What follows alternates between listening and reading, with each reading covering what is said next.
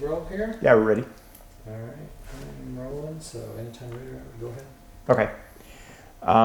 So you guys are calling us in because you've had some pretty intense paranormal experiences. I'd like for you guys to go ahead and start out. What was the one thing that made you decide to give us a call? We experienced multiple things with having keys come up missing. Hang on. Have her be quiet because the audio is they're not gonna be able to understand you. You can talk afterwards, okay? Okay. You want to sit over here? Okay, we're here. Look, you can sit right there, You gotta okay? be quiet though for a minute. Yeah, okay? All right, so let's listen to what does your mama say? We had keys come up missing. We'd set them in one place and go to the bathroom, come back out, and they would be somewhere else or missing. Found them under the hutch. We also would have like one shoe missing of mine, one of my daughters, one of my fiancés, or any of the kids. Only one of the shoes. We found them under the sinks, underneath the washer and dryer. And then we had knives laid out on the counter spelling out kill, and then writing on two of my daughter's walls saying kill kids. Wow. Okay. So, at any time, yeah, let's listen to them, okay? Let's see what they say. So, during this time, did they have nightmares or anything like that? Trouble sleeping? I know my oldest daughter, she's 11, she was having nightmares, but other than that, she didn't tell us until after the fact, moving back into my dad's house, that she was having these nightmares. She doesn't go into much detail, but she did say that she was having nightmares. So over the course, so let's start, I guess, with the apportations. You know, you were talking about the keys and then the shoes that were missing, and then showing up under. Are you capturing the audio and stuff? Are you okay? You're not having a problem with. Well, I mean, I can hear her. She's saying stuff. But I can hear you playing. I mean, you're okay. Yeah. Okay. I mean, you're just getting her in the background. Okay. Kids will be kids.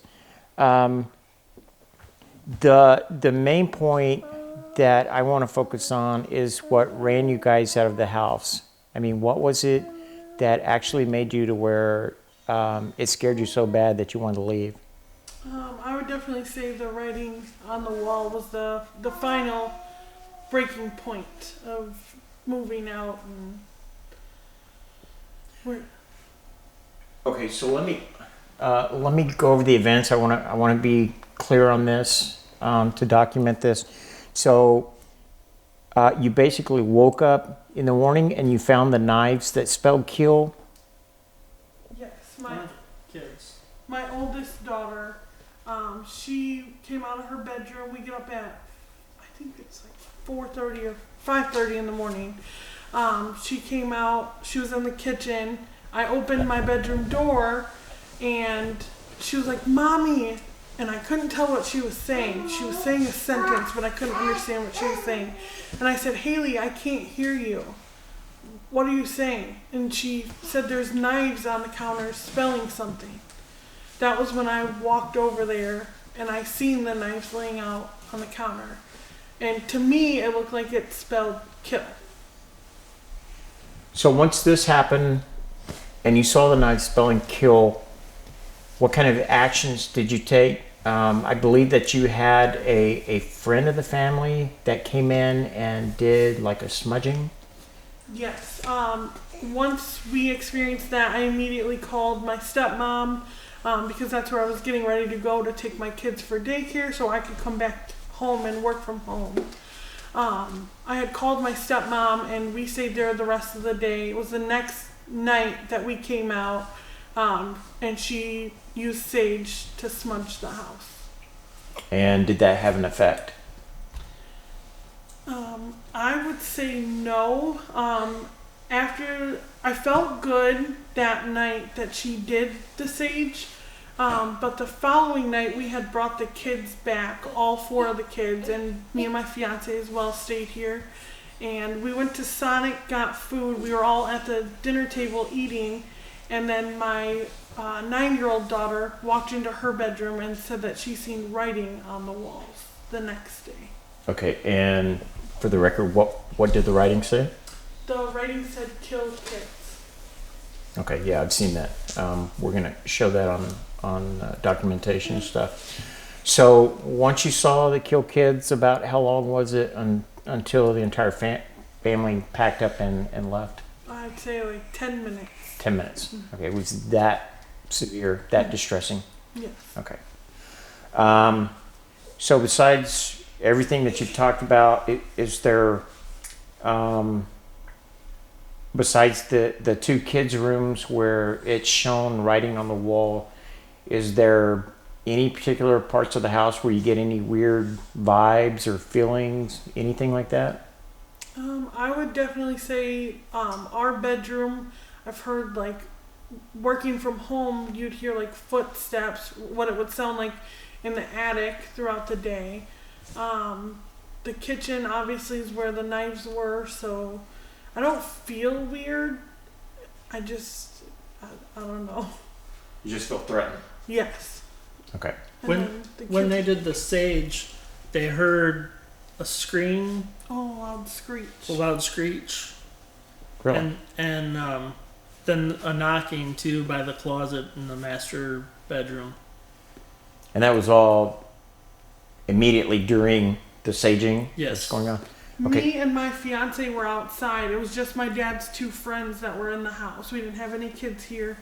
And we came back in the house and she came running up to me. Her name is Jennifer. She came running up to me and said, "Did you hear that?" And I'm like, "No, what?" She said, "There was a loud screech." Was she the only one that heard that? No, both her and her husband. Okay, so 2 different people that heard that. Okay. I don't really have any more questions, do you? Oh, yes. In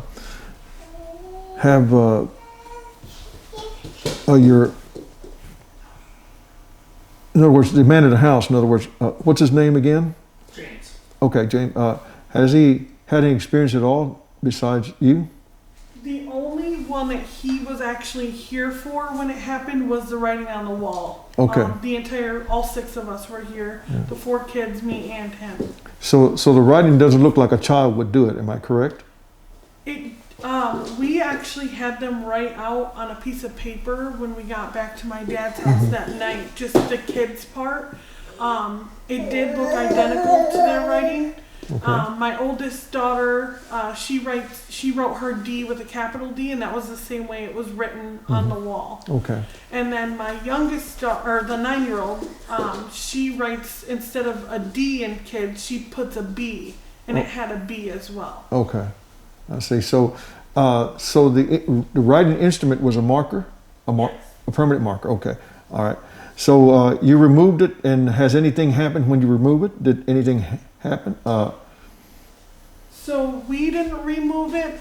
It was actually my fiance's cousin. He had some Christmas gifts in the garage that he came to get, and he had wiped it off the wall. But as far as I know, nothing has happened. Okay, good. That's good.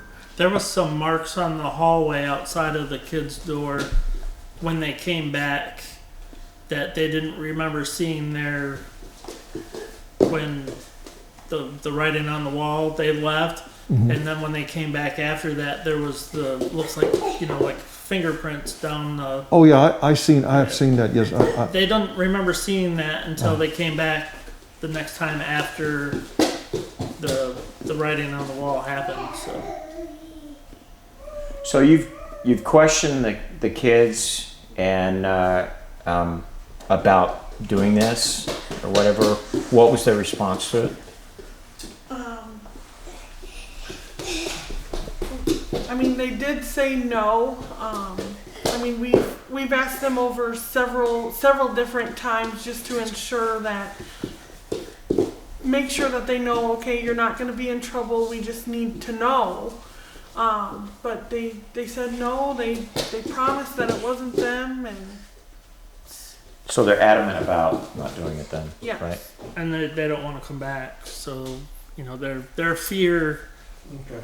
to even come back to the house kind of, you know, makes us wonder that, you know, they didn't really do that. So Okay, so I have to ask you a direct question. Okay,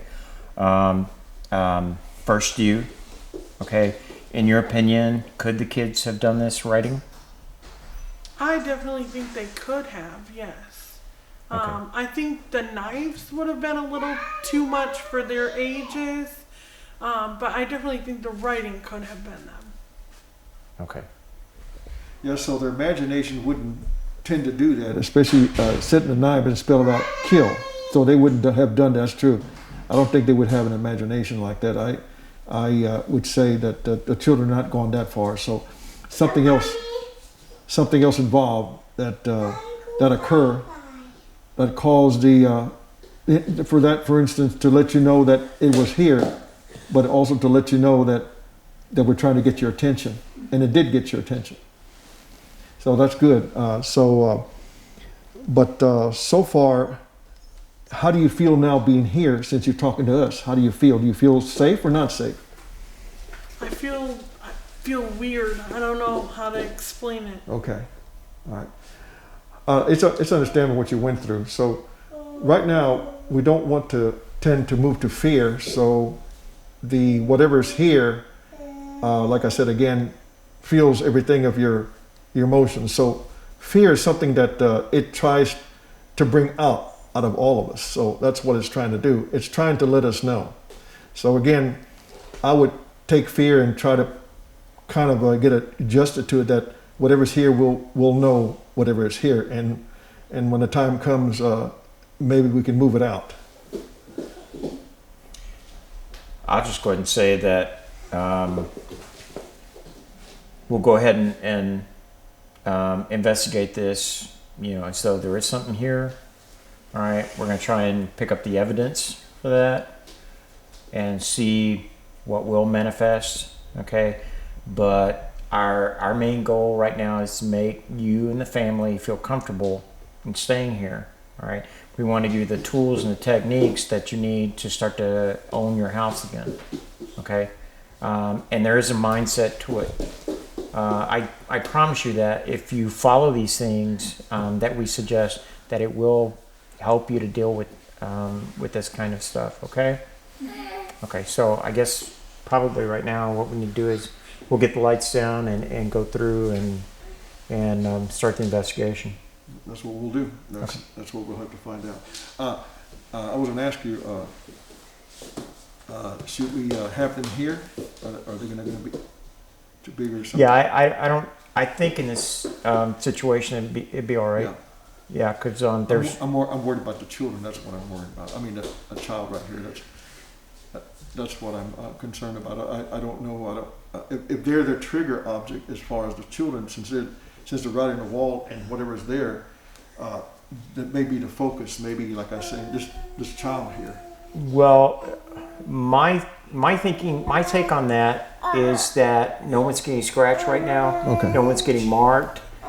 It's only, writing on the walls. So I really don't think that they're in do harm right now. Obviously we're going to monitor that while we go through and start doing our call and response, things like that. If we have anything that even looks negative, then we can go ahead and have the kids taken out of the home. Okay.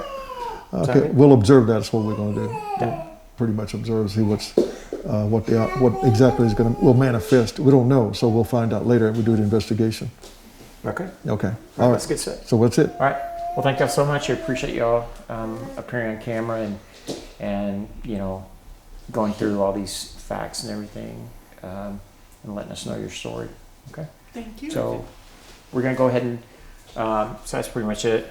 We're gonna go from room to room and do whatever we need. And you guys are welcome. Sit here, watch the monitors.